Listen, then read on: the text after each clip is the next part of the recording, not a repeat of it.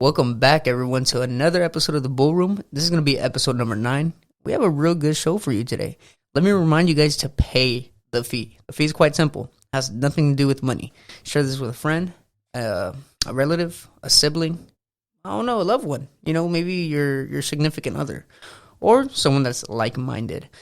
But with that being said, this is your host, MP, and behind the scenes, AZ.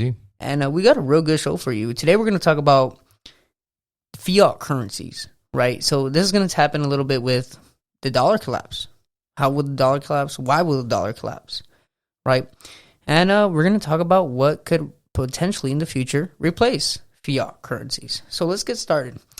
AZ, what do you know about fiat currencies? Have you even heard this word before or this phrase? I've heard it, but I've never really looked into it. I don't really even know what a fiat. I guess crypto would be a fiat currency. Is that correct? No. So what is a fiat? A fiat currency is the U.S. dollar. Oh, okay. Or the Mexican peso, or the European euro. All those are fiat currencies. Gotcha. So let me explain to you a little bit of history on money, right? So, you know, in ancient times or times, you know, before us, hundreds of years ago, money was always backed by a hard asset. You know, something we're talking like gold, silver. You know, we're talking about things that you could actually hold, things that will never depreciate, right? Because gold is pretty rare. And if you buy it and you hold it, you're going to make some money over time, right? It's a commodity. It's an asset, right? So money has always been backed by these hard assets. But in today's world, most money is literally not backed by silver or gold. It is literally backed by the full trust of the people. Like, the government owns their money, and because the government tells you this is your dollar, this piece of paper is valuable, right? We're talking about, let me just take out, this piece of paper is valuable. This one right here is valuable. This is what the government tells you, and you believe it. In reality, this is not backed by anything. It's not backed by gold, not backed by silver. This, you can literally wipe your behind with.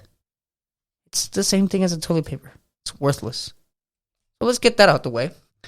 And I'm going to pick that up right now, actually. That is now mine. Well, anyways, so, you know, what does fiat even mean, right? And fiat is actually, it's Latin. And it's Latin for let it be done or let it be. Which is kind of, hey, this is your money. It's fairy dust, and you're just gonna let it be. You're gonna let it be done. This is what it is.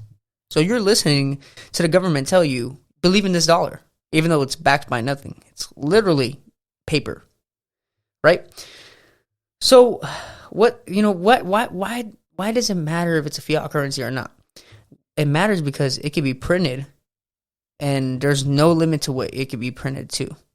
It can be printed 100 million times, and there's going to be nothing to top it or to stop it because there's nothing that it is backed by.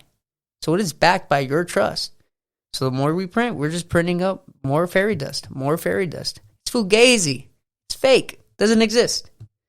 All right. Now let's teach you about the history of the U.S. And how they even became a fiat currency, because we were once on the gold standard. We were once backed by gold. When America was great, one might say, right? Well, if you're not considering the racism, which is very unfortunate at that time.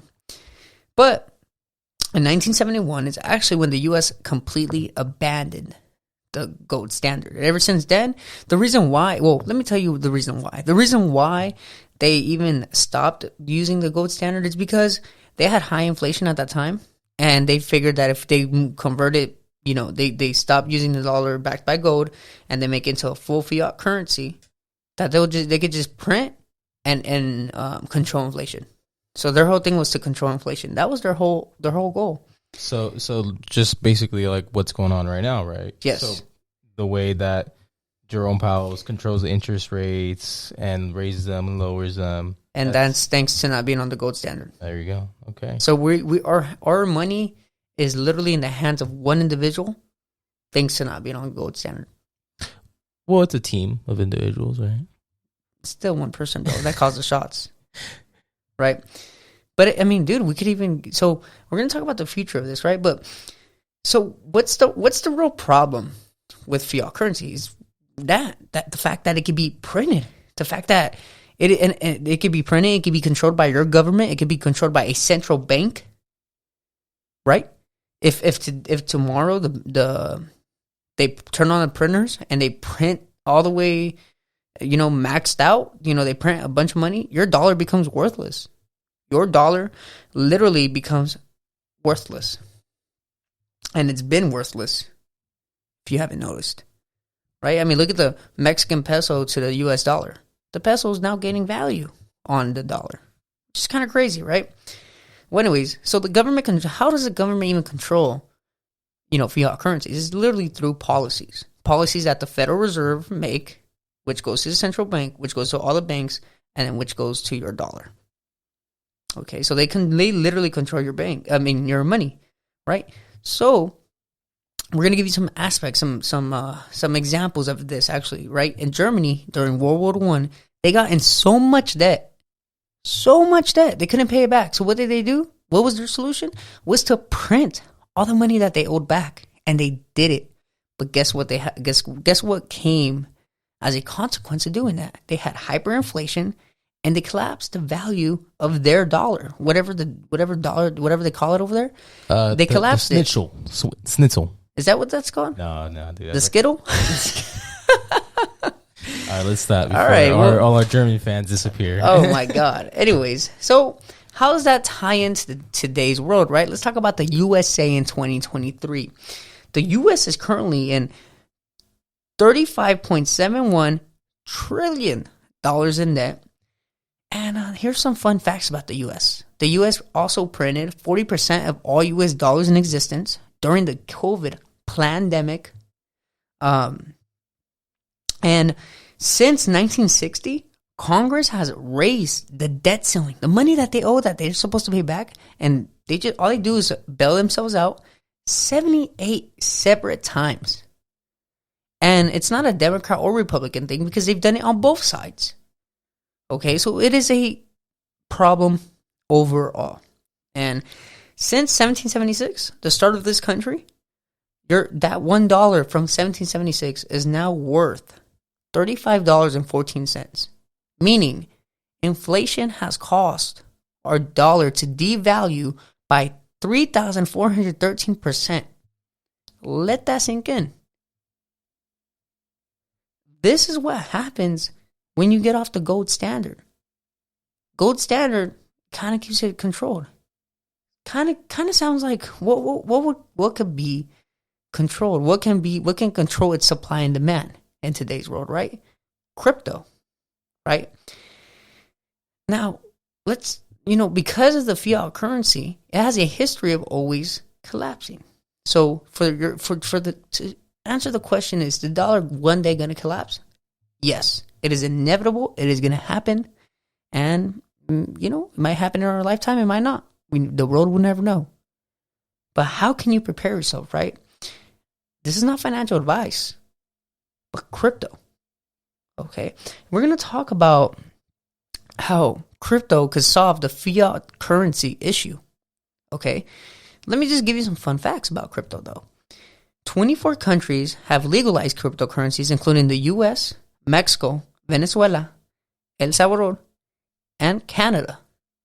So some of Latin America already has legalized cryptocurrencies, right?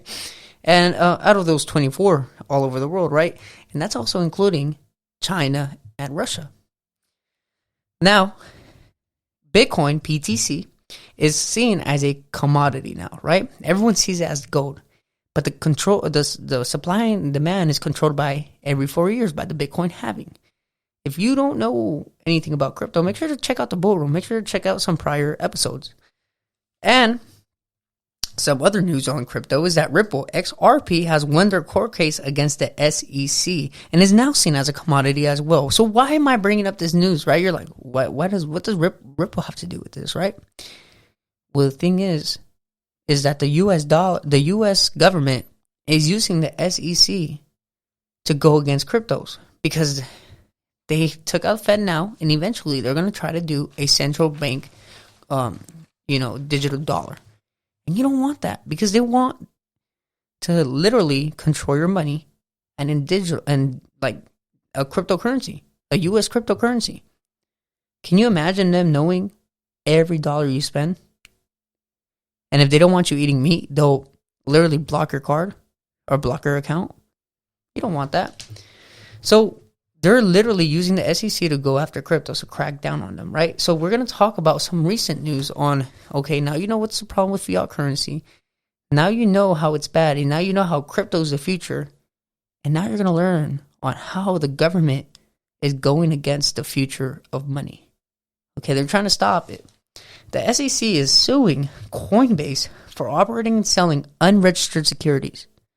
Remember, they don't consider Bitcoin as a security because now it's proven a commodity. Ripple just won their court case and proved that they're a commodity because they got sued for being an unregistered security. Right? So let me tell you why I'm investing in Cardano ADA. So the SEC is going against Coinbase, and they're stating that Solana, Cardano, Polygon, Filecoin, and Sandbox cryptos are all unregistered securities. Okay. The U.S. government's literally cracking down on these because they want no competition to their CBDC. Or in my opinion, from what I'm seeing, that's what it sounds like. Because why would they be going against these cryptos that are similar to Ripple? Well, they just lost the case against Ripple. Right? So the U.S. government is not going to back down from this. They want to control your money. They want to continue to have control of that fiat, either in the fiat currency or in the CBDC. Okay? And they're still going against these new cryptos, the solutions to the problem, the solution to fiat currency and the future of money. Right? In the Ripple case, it simply sparked optimism for mostly Cardano ADA, which is they operate the same exact way.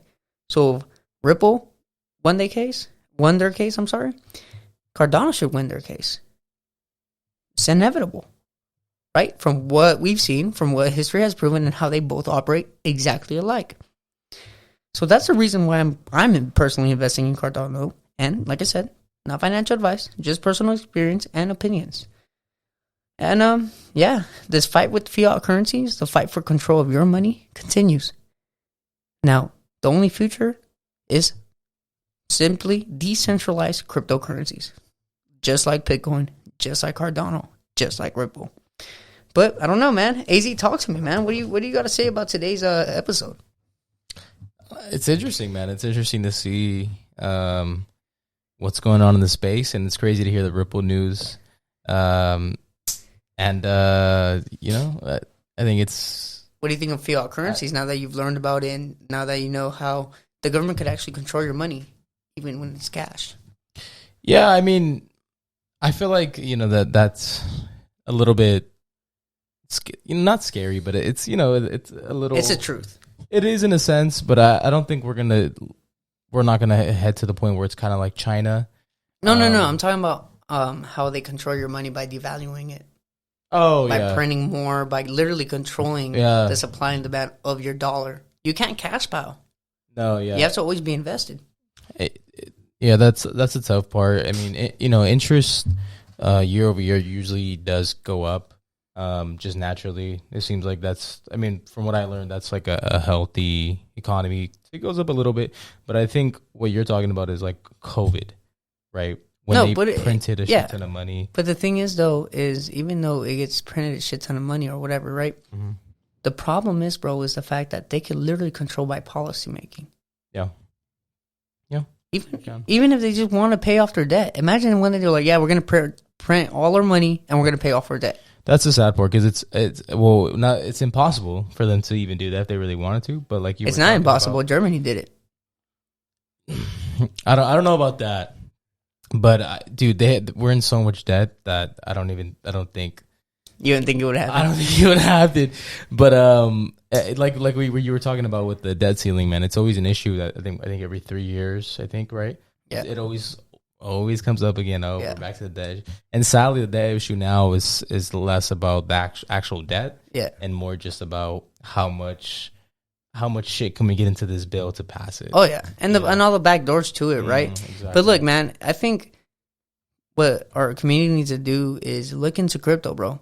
Really look into crypto, because if it is the future of money, which it's looking like, because people are even talking about going on a Bitcoin standard, where your dollar is now backed by Bitcoin. You know, you got El Salvador, you got countries like El Salvador, their government's buying crypto. Yeah, I know. Yeah, El Salvador, I think they're the ones, or is it Cuba? Who's the one that went El Salvador heavy into El Salvador? Like they bought a shit ton. Yeah, El Salvador. They're gonna make a Bitcoin city. Yeah, well, they're trying to, but didn't they lose like half of their money? Yeah, but they're holding. They're hodling, which is hold on for dear life. I hope they can stake it.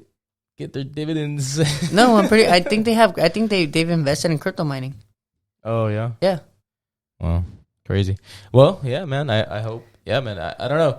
I'm in it now. I'm in Cardano now because of you. So I can't speak much on it. I don't know too much. Have you? Did you go and look inside of crypto? No. Check out my boy. Oh yeah, I saw a few videos from him. Yeah, he's pretty optimistic. But what I'm saying is he keeps you up to date with their projects and their news, and that's like the most important part to an investor. Yeah, the news is great. Yeah, you gotta stay up to date on all that stuff, especially with the court cases, right? You gotta know. Oh, the court cases are looking good. We're looking in good hands there, so shouldn't be too much. But yeah, definitely look into Cardano. Not financial advice, just an opinion. You know, just something I look into it. Maybe you should too, if you're interested.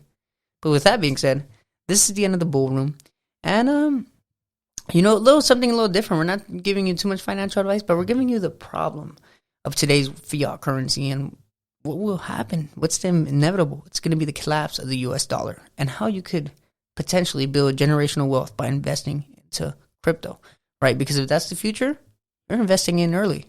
Right, it's kind of like the internet. No one really thought the internet was going to take over our lives how it is today, right, when it first came out. Hey, you just never know, right? This is great technology, and it works, and it's proven because people all over the world are investing into it. So with that being said, stay dedicated, stay motivated. I'm Money In, No Money Out, and we'll see you on the next one. Vaya folclórico, oye, disculpa la tardanza y los dolores de cabeza, ¿sabes? Agradezco tu paciencia y esta gran oportunidad. Dile, ya